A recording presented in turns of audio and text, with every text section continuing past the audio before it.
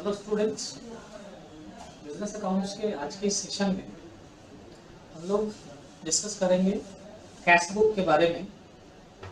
और आज के सेशन में हम लोग double column cash book, triple column cash book और साथ में पीटी कैश बुक के बारे में भी हम लोग बात करेंगे, डिस्कस करेंगे। इससे पिछले सेशन में हम लोगों ने सिंगल कॉलम या कहे सिंपल कैश कॉलम के बारे में हमने डिस्कस किया था और हम लोगों ने एग्जांपल्स भी देखे थे कि कैसे हम लोग एक सिंपल कैश बुक प्रिपेयर करते हैं। डबल कॉलम कैश बुक बनाते टाइम जो है कैश बुक के फॉर्मेट में थोड़ा सा चेंजेस करना होता है। और ये डबल कॉलम कैश बुक जो होता है वो बैंक के साथ हो सकता है या फिर double column cash book discount के साथ हो सकता है। ठीक है, मतलब कि आपको मैं पहले दिखा दूं डबल कॉलम कैश बुक का फॉर्मेट। आपके स्क्रीन पे नजर आ रहा होगा, ये डबल कॉलम कैश बुक का फॉर्मेट है। इस डबल कॉलम कैश बुक में आप देख रहे होगे डेट का कॉलम तो है ही जैसा सिंपल में होता है, पार्टिकुलर्स का भी कॉलम है, एलएफ के लिए भी कॉलम है और यहाँ पे अमाउंट को दो कॉलम्स में डिवाइड कर दिया गया है, एक कैश के लिए और दूसरा बैंक के लिए। आप यहाँ पे इसमें इस अमाउंट कॉलम को आप डिवाइड कर सकते हैं कैश के लिए और एक बैंक की जगह डिस्काउंट के लिए भी कर सकते हैं। यानी कि अगर आपको कुछ इस तरह के एग्जाम पॉइंट ऑफ व्यू से क्वेश्चंस आएंगे जिसमें आपको कॉलम बनाना होगा डबल कॉलम कैश बुक, तो आपको बताया जाएगा कि डबल कॉलम कैश बुक जो बनाना है वो कैश विथ डिस्काउंट के साथ बनाना है या फिर कैश विथ बैंक के साथ बनाना है। या फिर आप अपने अकाउंटिंग प्रोसेस में जब आप अकाउंटिंग कहीं कर रहे होंगे और वहां आपको कैश बुक प्रिपेयर करना होगा तो वहां पे भी अगर आप डबल कॉलम कैश बुक बनाएंगे तो अगर कैश विथ बैंक के साथ बनाना है तो इस तरह से आप रखेंगे अमाउंट कॉलम, अगर कैश विथ डिस्काउंट के साथ बनाना है तो इस तरह का रखेंगे सेम कॉलम, बस बैंक की जगह वहां पे हम डिस्काउंट कॉलम का डिस्काउंट अमाउंट यूज करेंगे। अगर आपको कैश, बैंक और डिस्काउंट तीनों एक साथ अगर लेकर के कैश बुक बनाना है तो फिर आप डबल कॉलम कैश बुक का वहां यूज नहीं करेंगे, वहां पे आपको triple column cash book use करना होगा, जिसके बारे में भी हम अभी आगे डिस्कस करेंगे। अब सपोज करो कि मैं एक कैश बुक बना रहा हूं डबल कॉलम कैश बुक, जिसको हमें कैश विथ बैंक के साथ बनाना है। तो इस तरह का हमारा एक फॉर्मेट होगा जो आपके सामने नजर आ रहा है। चार डेबिट साइड में 4 कॉलम्स होंगे और क्रेडिट साइड में भी सेम वही कॉलम्स होंगे। ठीक है, अब इसकी एंट्री के लिए मैंने कुछ एग्जांपल्स ले रखा है जो कि यहाँ पे है। अब यहाँ देखो हमारे पास ये 1 अगस्त 2008 का एक डेटा है जिसमें 1 अगस्त को कैश इन हैंड बताया जा रहा है और बैंक ओवरड्राफ्ट बताया जा रहा है। बैंक बैलेंस नहीं बताया जा रहा है या कैश एट बैंक नहीं बताया जा रहा है, बैंक ओवरड्राफ्ट बताया जा रहा है। मतलब कैश इन हैंड तो है हमारे पास, यानी ये हमारे पास एसेट है, लेकिन ये बैंक ओवरड्राफ्ट क्या है, लायबिलिटी। अब ये दोनों के दोनों क्या है, तो ये ओपनिंग बैलेंस है जुलाई महीने के। अब ये ओपनिंग बैलेंस सेम नहीं है, एक एसेट है और एक लायबिलिटी है। अगर ये दोनों सेम रहता, दोनों एसेट रहता, दोनों एसेट कब होता, तो कैश इन हैंड तो एसेट है, अगर ये रहता बैंक बैलेंस या कैश एट बैंक तो हम मानते कि ये बैंक हमारा बैलेंस क्या है, एसेट है। लेकिन यहाँ पे ये क्या दिया जा रहा है, बैंक ओवरड्राफ्ट, यानी बैंक में जो बैलेंस है ना वो है नहीं, उल्टा हमारे ऊपर लायबिलिटी बना हुआ है। तो अब जब इसके ओपनिंग बैलेंस को हमें लिखना होता है तो मैंने सिंपल कैश बुक में भी बताया था कि कैसे लिखना है ओपनिंग बैलेंस। आपको अगर याद नहीं हो तो मैं एक सिंपल कैश बुक में फिर से वापस आता हूँ, एक बार मैं वो ओवर भी दिखा देता हूँ। जैसे यहाँ पे हमारे पास सिंपल कैश बुक का क्वेश्चन है जिसमें क्या है, ये कैश इन हैंड है। कैश इन हैंड है तो कैश इन हैंड को हमने देखो कैसे यहाँ पे एंट्री करा था, टू बैलेंस बीडी 150 रुपए अमाउंट।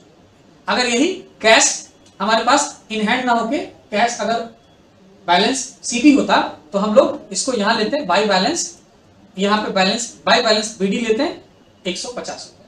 तो सेम यही कंडीशन यहाँ डबल कॉलम कैश बुक में आया कि कैश इन हैंड तो हमारे पास एसेट है लेकिन ये बैंक ओवरड्राफ्ट हो गया। तो अब इन दोनों का जो ओपनिंग बैलेंस लेंगे, कैश इन हैंड का हम ओपनिंग बैलेंस लेंगे डेबिट साइड में और बैंक ओवरड्राफ्ट का ओपनिंग बैलेंस लेंगे हम क्रेडिट साइड। अगर ये दोनों के दोनों एसेट होते हैं तो दोनों का ओपनिंग बैलेंस हम कहां लेते हैं, डेबिट साइड। और क्या लिखते हैं यहाँ पे, तो डेट है 1 अगस्त, तो डेट कॉलम में ले लेंगे 1 अगस्त 2022 और यहाँ पे हम लेंगे to balance B by D BD. और अगर ये दोनों के दोनों बैलेंस बीडी अगर हमें डेबिट साइड में लिखना होता तो एक ही बैलेंस बीडी लिखते, टू बैलेंस बीडी, और कैश का अमाउंट कैश कॉलम में और बैंक का जो अमाउंट है वो यहाँ बैंक कॉलम में लिख देते हैं। अगर दोनों क्या होता, एसेट होता ओपनिंग बैलेंस दोनों होता तो। अगर अब यहाँ क्या है, एक तो है इन हैंड और एक है ओवरड्राफ्ट, तो अब हमें एक यहाँ पे इधर क्रेडिट साइड में भी एक हमें बैलेंस शीट ये पर्टिकुलर्स दिख नहीं रहा है, इसको थोड़ा बड़ा कर देना यहाँ से, ये लेफ्ट कॉलम को पर्टिकुलर्स को और ठीक है। अब यहाँ पे फिर से मुझे ओपनिंग बैलेंस इस 1 अगस्त को लेना पड़ेगा, सॉरी मैं 2022 ले रहा हूँ, अच्छा कोई नहीं, 1 अगस्त का है, 2008 का है, तो डेट चेंज कर लीजिए, 1/8 यहाँ पे 1/8। अब यहाँ पे भी हम बैलेंस बीडी लेंगे, लेकिन यहाँ by balance B by D लेंगे, और इसका बैलेंस कैश में ना लेकर के हम कहा लेंगे, बैंक अकाउंट। कितना? 13,500, 13,000 ठीक है। ऐसे करके हम यहाँ पे पहले ओपनिंग बैलेंस की एंट्री कर लेंगे। अगर दोनों डेबिट रहता तो हम एक ही एंट्री लेते, टू बैलेंस बीडी, और कैश बैलेंस कैश कॉलम में और बैंक का बैलेंस बैंक कॉलम में लेते, है ना। अब अगला एंट्री जो है हमारा नेक्स्ट 3 तारीख को है, पेड वेजेज। वेजेज हमने पेड किया, एक्सपेंस किया, तो इसकी एंट्री कहाँ करेंगे हम लोग?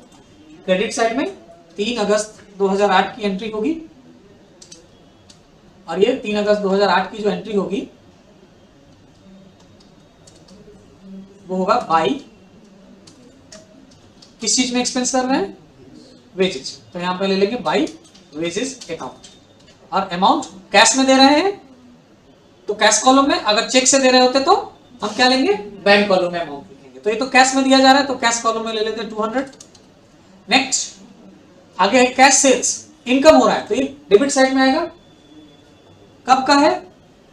5 अगस्त 2008 टू सेल्स अकाउंट। सेल्स से हमें इनकम हो रहा है तो हम यहां लिखेंगे टू सेल्स अकाउंट, और बैलेंस कैश में आ रहा है तो कैश कॉलम में लिखेंगे 17,000, 17,000। ओके, यही अगर चेक से हम सेल कर रहे होते तो ये बैलेंस 17,000 कैश कॉलम में ना लिख के कहां लिखते? बैंक कॉलम में लिखते। ओके, नेक्स्ट आगे है कैश डिपॉजिटेड इनटू बैंक। अब ये एंट्री जब हम करेंगे ना, तो इस एंट्री को करने से पहले एक कॉन्सेप्ट समझ लीजिए, कॉन्ट्रैक्ट। ये जो एंट्री है कैश डिपॉजिटेड इनटू बैंक, इसकी एंट्री कॉन्ट्रा एंट्री होगी। क्यों?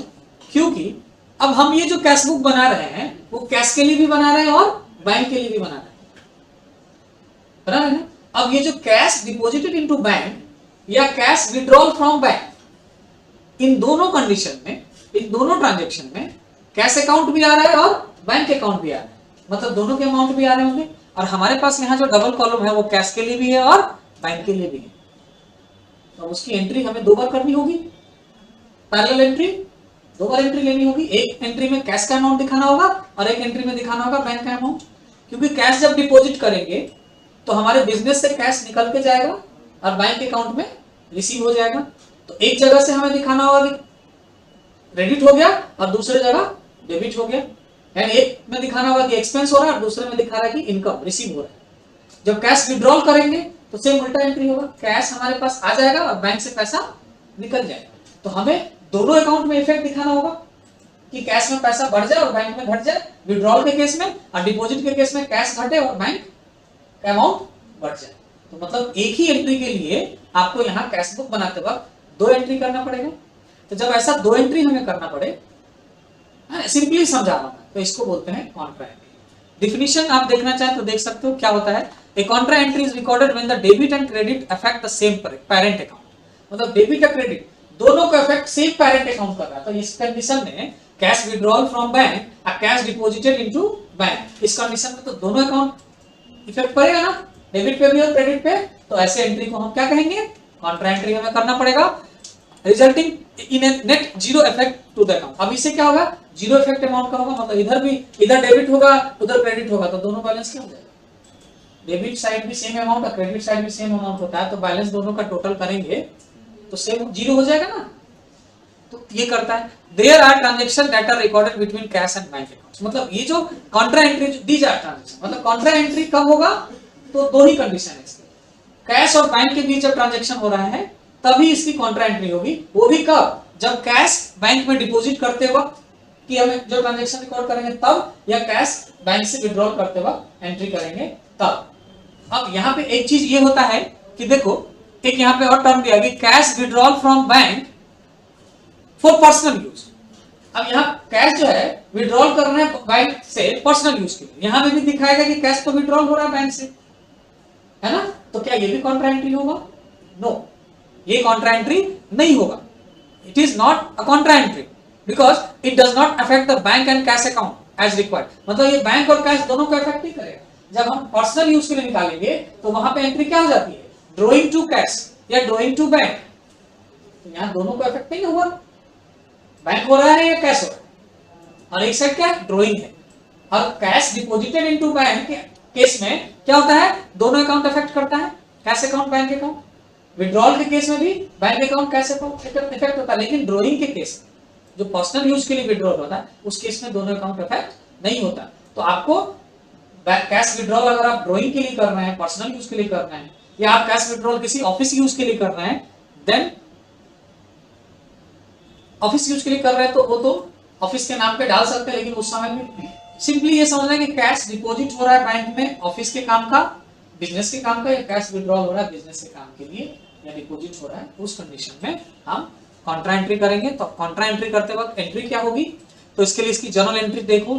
तो अगर हम कैश क्या कर रहे हैं? डिपॉजिट कर रहे हैं, तो कैश डिपॉजिट करते वक्त जर्नल एंट्री तो कुछ यही होगा हमारा। जर्नल एंट्री तो यही होगा ना। क्या होगा journal entry? Bank account DR to cash account. और जब विड्रॉल करेंगे तब जर्नल एंट्री क्या होगी? Cash account DR to bank account. अब हमें कैश बुक में एंट्री कैसे लेना है? तो कैश बुक में जब एंट्री लेंगे और हम डिपॉजिट कर रहे हैं, तो डिपॉजिट करने पे कैश एक्सपेंस होगा, मतलब कैश जाएगा या कैश आएगा? तो जाने के केस में हम किधर एंट्री करते हैं? इधर इधर करते हैं ना, क्रेडिट साइड में। और आने के केस में कैश की एंट्री कहां करते हैं? डेबिट साइड में। तो अभी हम पहला एंट्री यहां करेंगे क्रेडिट साइड में, क्या? 10 तक बाई क्या? बैंक। बैंक में जा रहा है ना पैसा ये, तो हम यहां लिखेंगे बाई बैंक अकाउंट। ओके, कितना रुपए? 14,000, 14,000। अब पैसा जो लिखेंगे ना वो यहां पे कैश कॉलम में लिखेंगे 14,000। ओके, अब यही सेम एंट्री यहां पे भी करेंगे 10 अगस्त के डेट में, और यहां पे करेंगे to cash account. Cash account क्यों करेंगे? क्योंकि अभी मैंने ये एंट्री किया कैश के अगेंस्ट में कि कैश हमारा क्या हो रहा है? जा रहा है। दूसरा एंट्री करेंगे बैंक अकाउंट के प्रेफरेंस में, तो बैंक में वो पैसा क्या हो रहा है? आ रहा है। तो जो आता है उसको डेबिट साइड में लिखते हैं ना, तो बैंक में आ रहा है, तो यहाँ डेबिट साइड में, लेकिन क्या आ रहा है? कैश के रूप में आ रहा है, तो हम यहाँ बैंक में लिखेंगे। हम यहाँ क्या लिखेंगे? To cash. और जो अमाउंट डालेंगे वो कैश कॉलम में नहीं डालेंगे, ये अमाउंट आ कहां रहा है? बैंक के कॉलम में। तो अमाउंट यहाँ 14,000 हम यहाँ बैंक के कॉलम में डालेंगे, तो ये दोनों बैलेंस होगा ना जीरो। अब ये एंट्री कॉन्ट्रा है, तो आपको एलएफ कॉलम में यहाँ पे आपको डिनोट करना होगा सी, सी फॉर कॉन्ट्रा। यहाँ पे आपको डिनोट कर देना है सी, सी फॉर कॉन्ट्रा। इस तरह से आपको कॉन्ट्रा वाउचर की एंट्री करनी होती है, यानी कॉन्ट्रा जर्नल की जो एंट्री होगी वो इसी तरीके से। Okay, got it? समझ में आया केस? इससे क्या होगा? बैलेंस जीरो हो जाएगा। बैलेंस का इफेक्ट कैश या बैंक दोनों में से कहीं नहीं जाएगा, बैलेंस बराबर हो जाएगा। ठीक है, अब आगे नेक्स्ट आते हैं गुड्स परचेज। 15 तारीख को करें तो परचेज करने पे तो हमें पेड करना पड़ेगा, तो क्रेडिट साइड में 15 अगस्त बाई परचेज अकाउंट। और अमाउंट क्या कर रहे हैं हम लोग? कैश में या चेक में? तो इसकी एंट्री जो है यहाँ देखो चेक से करना है, ये चेक से है, तो चेक से है तो इसकी एंट्री में बैंक अकाउंट कॉलम में डालेंगे बैलेंस 12,000। ओके, अब नेक्स्ट आगे है 28 तारीख को पेड रेंट, ये भी गिवन है, तो यहाँ पे 28 तारीख ये भी क्रेडिट साइड में एंट्री होगी बाई रेंट अकाउंट। ठीक है, और बैलेंस ये कैश में पेमेंट हो रहा है कि चेक में? तो ये कैश में हो रहा है 500, तो कैश कॉलम में ले लेंगे 500।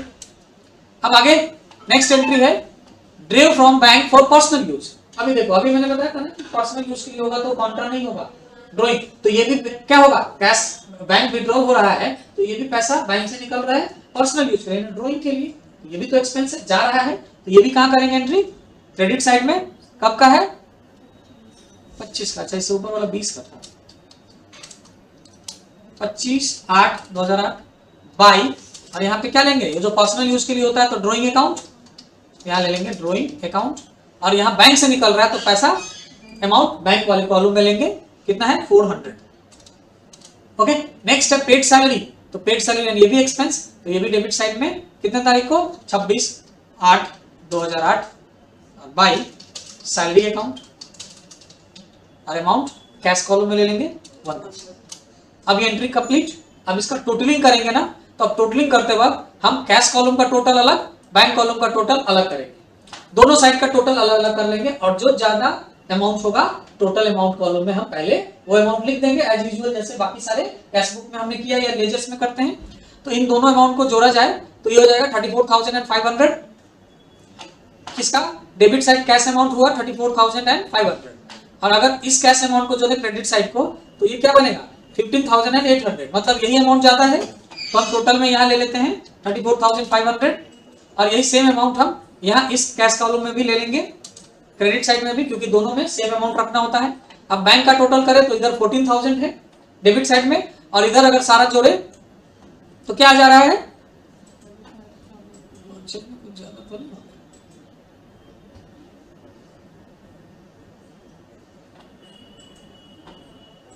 ठीक है, तो ये जोड़ोगे तो कितना हो जाएगा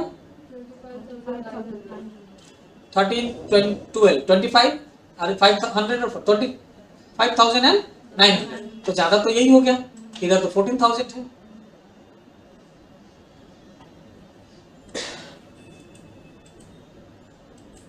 ओके, चलिए ले लेते हैं अमाउंट, तो यहां पे ले लीजिए 25,900। अब ये अमाउंट उलट हो गया, मतलब इधर में कैश डेबिट साइड में ज्यादा है और इधर क्रेडिट साइड में बैंक अमाउंट ज्यादा है, तो बैलेंस बीडीसीडी भी क्या होगा ना, दो बनेगा। कैश कॉलम के लिए अलग बैलेंस बीडीसीडी करना है और बैंक कॉलम के लिए अलग करना है। अब ये 25,900 रुपए इधर भी ले लेते हैं हम लोग 25,900। ओके, अब इधर कम है 14,000, तो इसको माइनस करेंगे 25,900 में से, और इधर कम है तो टोटल अमाउंट के ऊपर लिखेंगे जो बैलेंस अमाउंट आएगा, तो कितना आ जाएगा, तो 11,900, और यही अमाउंट यहाँ नीचे में आ जाएगा बैंक कॉलम में 11,900। अब इधर का जो टोटल अमाउंट था वो कितना है,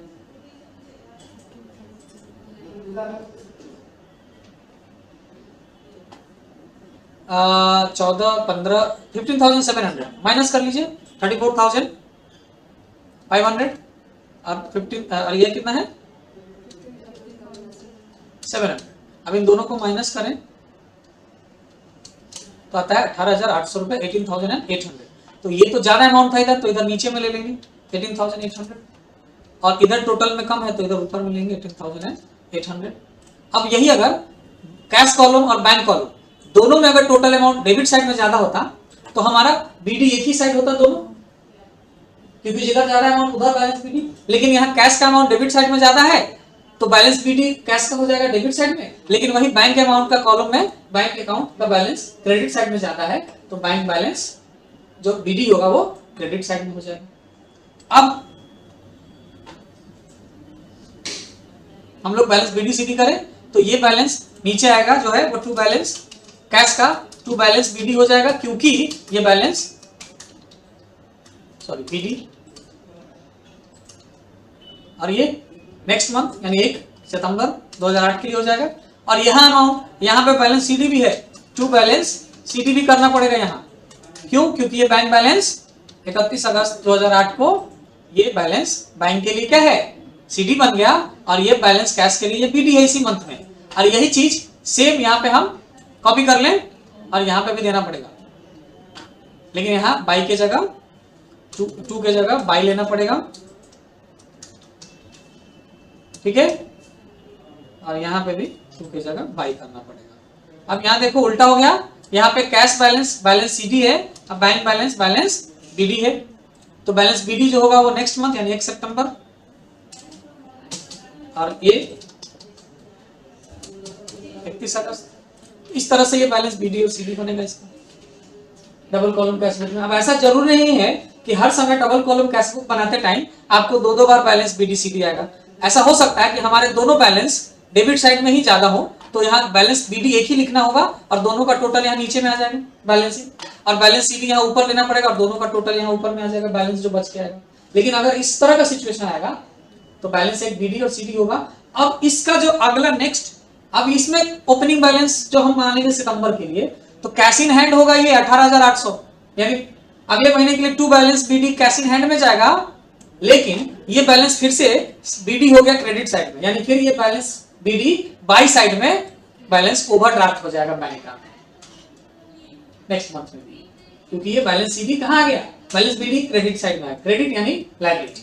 तो अगले महीने ओपनिंग बैलेंस ये क्रेडिट साइड में जाएगा बैंक का, जैसे अभी पिछले महीने से आया, ठीक है। लेकिन यही चीज आपके साथ दोबारा हो सकता है, जैसे अभी हमारे पास यहाँ देखो एक और एग्जांपल है सेम वही चीज का, है ना। डबल कॉलम कैश बुक बनाना है आप लोग को, ठीक है। तो चलिए इस एग्जांपल को आप लोग को बना के लाना है, स्क्रीनशॉट ले लीजिए आप लोग पॉज करके, ताकि आप लोग इसको सॉल्व कर सकें, ठीक है। देन इसका हम सॉल्यूशन नेक्स्ट सेशन में आप लोग को बताएंगे, ठीक है। चलो देखो, तो अब हम लोग आगे देखेंगे कि अगर इस तरह का क्वेश्चन हो कैश, यहाँ पे देखिए ये हमें cash book column double column cash book बनाना है, लेकिन इसमें कह रहा है कि कैश एंड डिस्काउंट कॉलम के साथ बनाना है, यानी कि अब हमें यहाँ पे अमाउंट कॉलम में बैंक के जगह पे क्या यूज करना पड़ेगा, डिस्काउंट का, ठीक है। यहाँ पे बैंक के जगह डिस्काउंट का यूज करना पड़ेगा, डिस्काउंट कॉलम बना लेंगे, बाकी सारा ऑप्शन सेम ही रहेगा, एंट्री भी हम सेम तरीके से करेंगे, कोई चेंजेस नहीं होगा, ठीक है। अब आइए देखते हैं कि कैसे इसकी एंट्री होगी। तो इसमें सबसे पहले कैश इन हैंड है 1500 रुपए का, तो हम लोग यहाँ डेबिट साइड में ले लेंगे। डेट क्या दिया हुआ है, अगस्त 2011, तो 1/8/2011, यहाँ पे हम ले लेंगे टू बैलेंस बीटी, और ये बैलेंस क्या होगा, कैश अमाउंट में 1500 रुपए, ओके। अब नेक्स्ट जो है पेड टू नीरज, नेक्स्ट 2 अगस्त को पेड टू नीरज, पेड कर रहे हैं तो इधर क्रेडिट साइड में लेंगे, 2 अगस्त 11 पेड टू नीरज यानी बाय नीरज, ओके। कितना कैश अमाउंट पेड कर रहे हैं, 300 रुपए का, ठीक है, 300 रुपए का है, paid to Neeraj 300, discount allowed by him, और उससे ना हम लोग 10 रुपए का डिस्काउंट भी अलाउ करवा रहे हैं, यानी वो 10 रुपए का डिस्काउंट भी दे रहा है। तो मतलब इसी 300 में 10 रुपए का डिस्काउंट मिल रहा है हमें, तो हम कैश कितना पे कर रहे हैं, 290 रुपए, और डिस्काउंट उसमें कितना मिल रहा है, 10 रुपए का। तो इस तरह से कैश और डिस्काउंट कॉलम में डालेंगे अमाउंट, ओके। अब नेक्स्ट 8 अगस्त को कैश परचेज, फिर से परचेज किया तो एक्सपेंस, तो 8 अगस्त 2011, और ये हो जाएगा by purchase, by purchase account, और इसमें हम लोग कैश में कर रहे हैं परचेज 400 रुपए का, तो कैश कॉलम में ले लेंगे 400 रुपीज। नेक्स्ट है 15 तारीख को सोल्ड गुड्स फॉर कैश, तो ये तो आ जाएगा डेबिट साइड में, 15 अगस्त to sales account, okay. Oh sorry, 10 अगस्त को छूट गया यहाँ पे, रिसीव्ड फ्रॉम आर प्रसाद, तो ये भी तो डेबिट साइड में होगा क्योंकि रिसीव कर रहे हैं, तो ये 10 अगस्त बाय सॉरी टू हम ले लेंगे क्या, आर प्रसाद, ठीक है, अकाउंट। और कैश बैलेंस हम रिसीव कर रहे हैं कितना, 980 रुपए का, और डिस्काउंट 20 रुपए, यानी टोटल 1000 रुपए, तो इसमें डायरेक्ट आप 980 और डिस्काउंट में 20 रुपए का अमाउंट हम ले लेंगे, ओके। नेक्स्ट आगे बढ़ते हैं, सोल्ड, तो 15 अगस्त को यहां क्रेडिट साइड में ही एंट्री होगी टू सेल्स अकाउंट,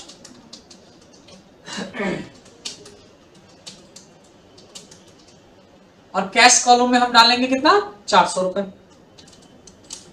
नेक्स्ट है 22 तारीख को पेड टू वीरेंद्र, यानी वीरेंद्र को पेड कर रहे हैं क्रेडिट साइड में, 22 अगस्त 11 बाय वीरेंद्र अकाउंट, और इसमें जो बैलेंस लेंगे कैश में कितना, इसमें कह रहा है 295 और 5 रुपए का डिस्काउंट, तो 5 रुपए डिस्काउंट में ले लेंगे।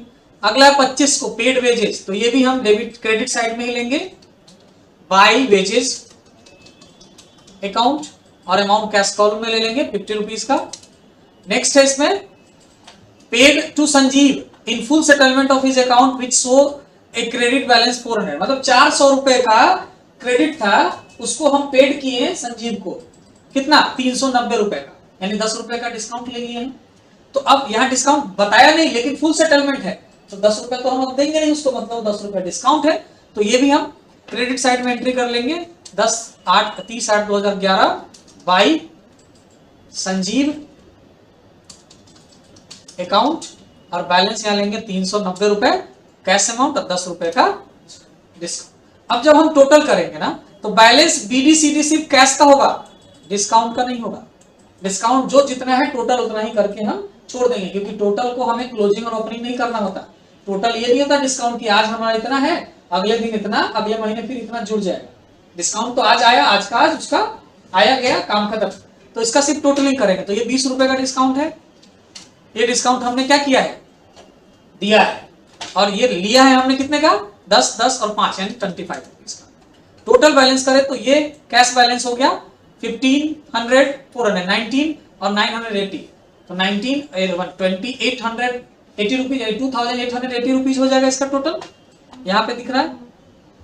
और इसका टोटल करेंगे तो हो जाएगा 1425, यानी यही अमाउंट ज्यादा है 2880 रुपीज। ये टोटल यहाँ भी ले लेंगे और यहाँ पे भी यही टोटल डालेंगे, और इधर आ रहा है बैलेंस कितना 1425, यानी 2880 और 1425, इसको माइनस करेंगे अगर, तो ये माइनस ये बैलेंस आ जाएगा 1455 रुपीज का बैलेंस, सॉरी 55 आ रहा है क्या इसका टोटल, फिर से चेक करो। यहाँ पे 290 होगा ना, 1425, और इधर का टोटल करें तो 2880, 2880, ये तो ठीक है। और यहाँ पे क्या करेंगे, यहाँ पे 290 होगा ना, 5 रुपए का डिस्काउंट दिया तो। सॉरी सॉरी सॉरी सॉरी, एक मिनट, यहाँ पे वीरेंद्र का जो एंट्री है वो क्या है 295 रुपए, 5 रुपए डिस्काउंट रिसीव किया, तो 5 रुपए रिसीव किया, तो ऐसे में तो ये 295 में से 5 रुपए घटाना पड़ेगा, 90 हो जाएगा, तो ये 290 करना पड़ेगा, सॉरी 290 करेंगे तो अब तो ये और बढ़ गया ना। तो इस तरह से हम यहाँ पे जो है ये 295 रुपए ले रहे हैं और 5 रुपए डिस्काउंट दे रहे हैं, ठीक है। और यहाँ भी तो ऐसे है 980 रुपए और फिर ये 20 रुपए, नहीं सॉरी, वो तो 980 रुपए का और 20 रुपए का, तो यहाँ पे तो हमने 980 20 रुपए लिखा है, ये तो यहाँ है, हाँ तो ये तो ठीक है। तो यहाँ पे 980 में से 20 रुपए का डिस्काउंट करेंगे तो 960 करना पड़ेगा, हाँ तो ये आ जाएगा, तो फिर 2880 नहीं होगा, फिर 2860 हो जाएगा, ये 2860 रुपए, 2860 रुपए, और बैलेंस जब लेंगे तो 2860 रुपए ये करो तो ये तो 35 आ जाएगा, है ना। तो नहीं, हमें इसमें कुछ एंट्री बैलेंस में वो बैलेंस सही है, ये अलग अलग जब दे ना कि 980 रुपए का ये किए और 20 रुपए का डिस्काउंट लिए, मतलब टोटल 1000 रुपए का बिल था। इसके कहने का मतलब क्या है, टोटल 1000 का बिल था जिसमें से 980 रुपए आया, 20 रुपए डिस्काउंट किया, तो ये ठीक था, तो 980 ठीक है, ठीक है ना। और उसके बाद यहाँ पे 295 300 रुपए का बिल था, इसमें 295 कैश लिए और 5 रुपए डिस्काउंट दिए, तो यहाँ 295 ही होगा। बाई नीरज वाला में, अब बाई नीरज में देखो, यहाँ पे बाई नीरज में देखो, नीरज कहा कितना है 300 रुपए का, ठीक है, तो 10 रुपए का डिस्काउंट है, ठीक है। तो यहाँ पे paid to Neeraj 300, discount allowed by हम 10 रुपए, तो यहाँ पे कह रहा है कि 300 रुपए पेड करने गए तो 10 रुपए का डिस्काउंट मिला, ठीक है। अगर इसको हम 300 कर दे तो 310 रुपए का हो जाएगा ना बिल, 310 रुपए डिस्काउंट, यानी 310 रुपए का था तो हम 300 दिए और 10 रुपए का डिस्काउंट लिए, ठीक है। अगर ये 10 रुपए हम बढ़ाते हैं सपोज, तो ये बैलेंस कितना हो जाएगा 1435 हो जाएगा, फिर 1435 ये हो जाएगा, तो ये एंट्री क्या हो जाएगा 1425 हो जाएगा, तो ये नहीं बढ़ेगा, ये 290 ही रहेगा। अभी आप देखो ना, ये हम टोटल अभी कर लेना, ये टोटल किया कितना हो गया, अभी भी 2880 ही रहेगा, ये इसको 2880 ही रहने दीजिए, यहाँ पे 2880 ही रहने दीजिए।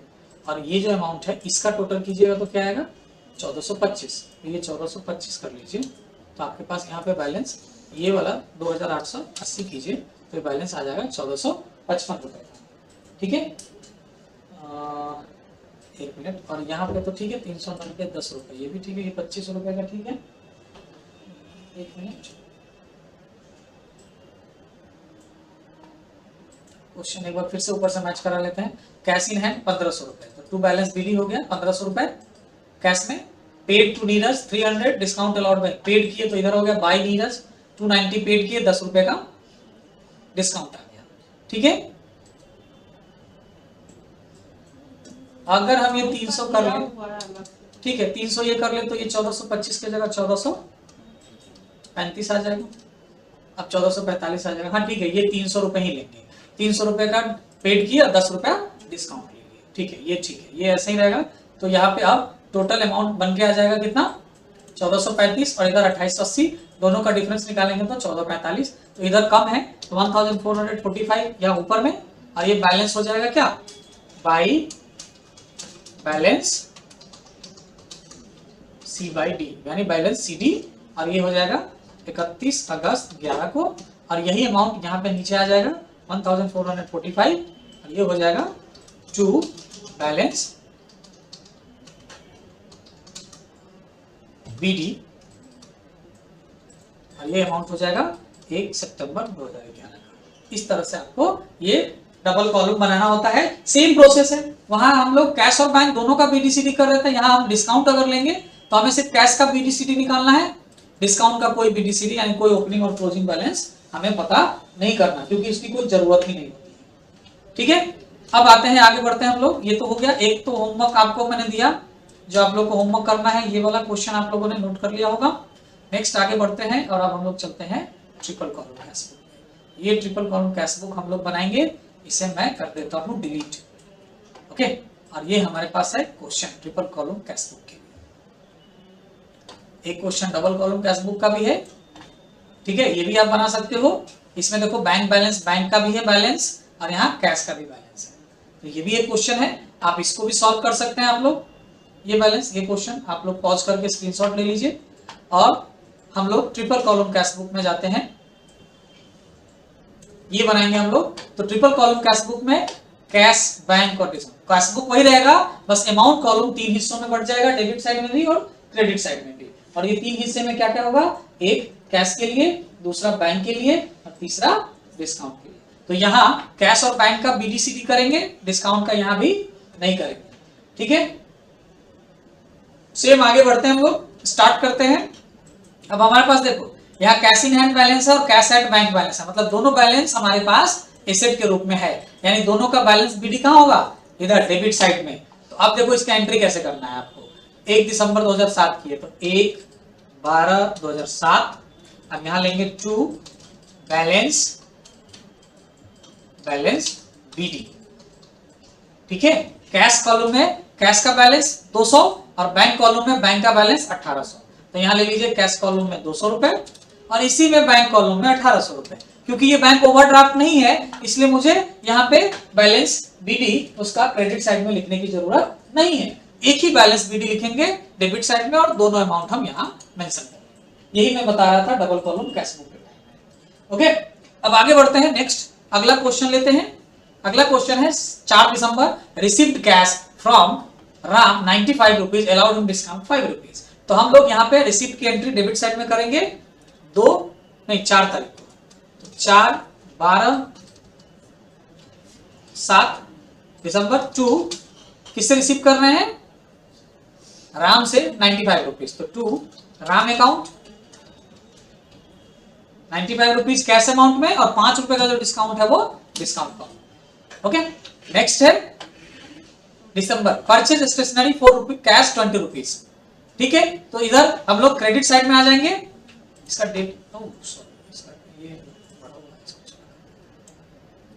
और इसका ये वाला कॉलम पर्टिकुलर्स का,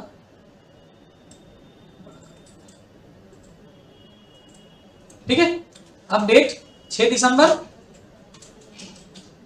और बाई स्टेशनरी, क्योंकि स्टेशनरी एक्सपेंस में ले रहे हैं तो स्टेशनरी अकाउंट, और कितने रुपए कैश दे रहे हैं 20 रुपए, तो कैश कॉलम में 20 रुपए का अमाउंट ले लेंगे। उसके बाद नेक्स्ट 6 दिसंबर के बाद है अगला 7 दिसंबर, Rahim settled his account for 500 less 5% discount by cheque. मतलब रहीम जो है ना अपना डिस्काउंट सेटल करा रहा है, जो कि कितने का, सॉरी अकाउंट अपना सेटल करा रहा है जो कि 500 रुपए का था, और उसको अकाउंट सेटल कराते वक्त वो 500 रुपए का डिस्काउंट भी करा रहा है। मतलब 500 रुपए का 5%, 25 रुपए का डिस्काउंट ले रहा है, यानी टोटल वो 475 रुपए ही पेड कर रहा है, और वो भी किस चीज में, बाई चेक में। तो ये रहीम सेटल करा रहा है, रहीम हमको दे रहा होगा पैसा, मान लेते हैं। हाँ, रहीम का हम सेटल कर रहे हैं, रहीम हमको दे रहा है, ठीक है। तो चलिए इसकी एंट्री हम लोग ले लेते हैं। तो अगर ये रिसीव कर रहे हैं तो रिसीव ही कर रहे हैं, तो 7 दिसंबर की एंट्री ले लेते हैं। ये भी 7 तारीख को ही है ना, हाँ 7 दिसंबर, तो 7 दिसंबर की एंट्री ले लेते हैं हम लोग।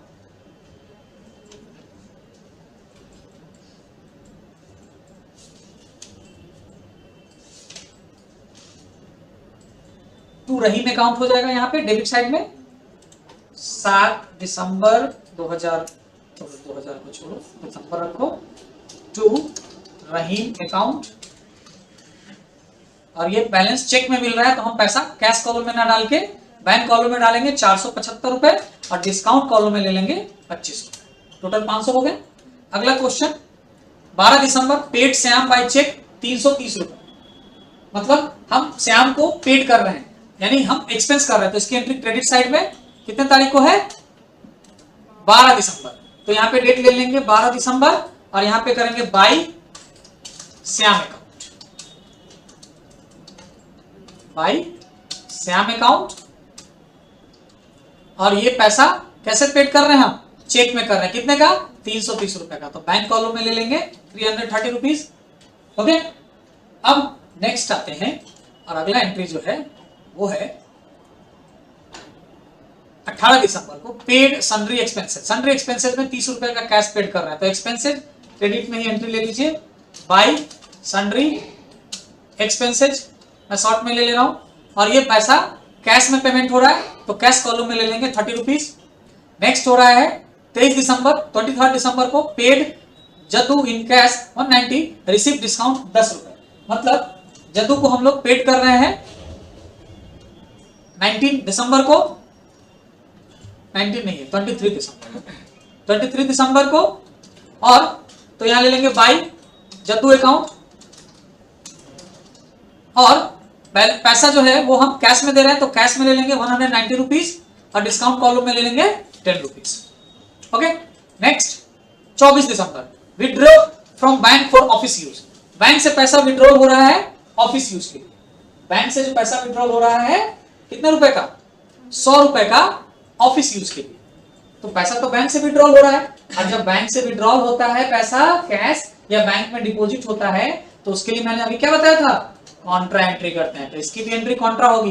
लेकिन इससे पहले वाले में मैंने बताया था कि कैश डिपॉजिट हो रहा है, लेकिन यहाँ कैश विड्रॉल हो रहा है, तो इसकी सिंपल जर्नल एंट्री क्या होगी, cash account DR to bank account, ये एंट्री होगा इसका।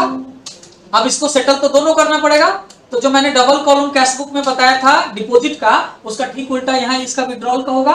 तो मैंने डिपॉजिट का क्या बताया था, देख लो ऊपर में, डिपॉजिट करते वक्त मैंने बताया था क्या लिखा था, टू कैश अकाउंट और बाय बैंक अकाउंट। तो यहाँ विड्रॉल कर रहे हैं तो यहाँ पे हो जाएगा टू बैंक अकाउंट, हाँ टू बैंक अकाउंट।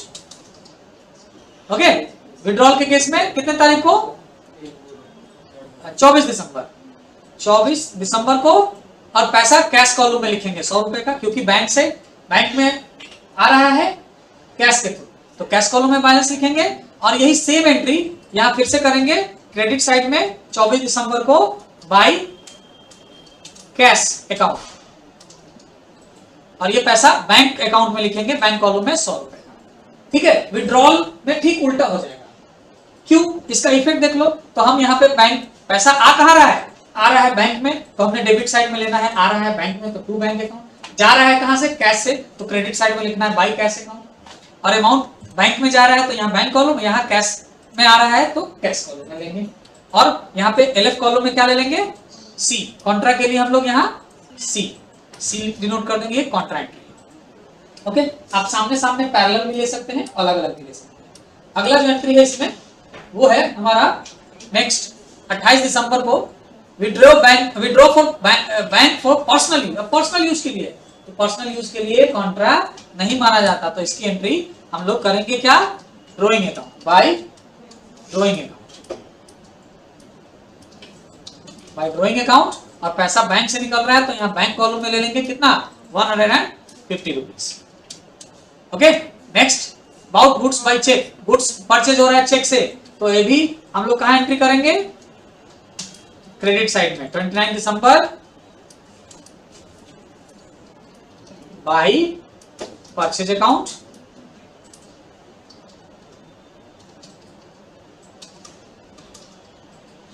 और अमाउंट हम लोग चेक से दे रहे हैं तो बैंक कॉलम में ले लेंगे 500। उसके बाद सोल्ड गुड्स फॉर कैश, तो कैश सेल कर रहे हैं यहाँ डेबिट साइड में 31 दिसंबर टू सेल्स अकाउंट, और जो बैलेंस लेंगे वो कैश कॉलम में 200। अब एंट्री कंप्लीट। अब टोटलिंग करेंगे तो कैश कॉलम का अलग, तो कैश का देखो यहाँ पे टोटल आएगा ये 595, और यहाँ पे कैश का टोटल आ रहा है 240, तो यही ज्यादा है तो यहाँ ले लीजिए 595 टोटल कैश कॉलम में। इधर डेबिट क्रेडिट साइड में भी 595 ले लेंगे। बैंक में इधर आ रहा है 2275, इधर 1080 रुपीज, तो ये बैंक कॉलम भी इधर ही ज्यादा है तो यही ले लेंगे 2275, और इधर भी यही सेम अमाउंट डाल देंगे 2275। डिस्काउंट का तो हमें जरूरत नहीं है, इसका टोटल यहाँ लिख लीजिए 30 रुपीज, और इसका टोटल 10 रुपीज हम यहाँ लिख लेते हैं इधर। अब बैलेंस बीडी सीडी करेंगे तो अब की बार देखो हमारे पास दोनों बैलेंस बीडी डेबिट साइड में है और दोनों बैलेंस सीडी क्रेडिट साइड में है, तो एक ही बैलेंस बीडी लिखिए यहाँ पे, टू बैलेंस बीडी। दिसंबर है तो जनवरी में चला जाएगा, 1 जनवरी 2012 हो जाएगा यहाँ, और ये बैलेंस घट के कितना आएगा, तो घटा लीजिए 595 में से 240 को, तो यहीं पे हम घटा के ले लेते हैं, इज इक्वल 595 माइनस 240, तो ये बैलेंस 355, और यहाँ पे घटा लेंगे 2275 माइनस 1080, तो ये बैलेंस आ गया 1195। अब ये दोनों अमाउंट कॉपी कर लीजिए और यहाँ पे पेस्ट कर लीजिए, सॉरी पेस्ट स्पेशल, यहाँ पे इसको पेस्ट एज वैल्यू कर देते हैं, आ गया वैल्यू। अब यहाँ पे हो जाएगा बाय बैलेंस सीटी, और ये दिसंबर 31 का ही रहेगा, ठीक है। तो इस तरह से हम ट्रिपल कॉलम कैश बुक बना सकते हैं। तो कैश बुक कोई भी हो, सिंपल कॉलम हो, डबल हो, ट्रिपल हो, नो प्रॉब्लम, आपको बस अमाउंट के कॉलम का ध्यान रखना होगा। सिंपल कॉलम में सिर्फ कैश का एंट्री, डबल कॉलम में कैश विद बैंक या कैश विद डिस्काउंट, या बैंक विद डिस्काउंट भी हो सकता है। ट्रिपल कॉलम में कैश, बैंक और डिस्काउंट तीनों करना होता है। बैलेंस क्लोजिंग ओपनिंग हमें कैश और बैंक का ही करना होता है, डिस्काउंट का नहीं करना होता है।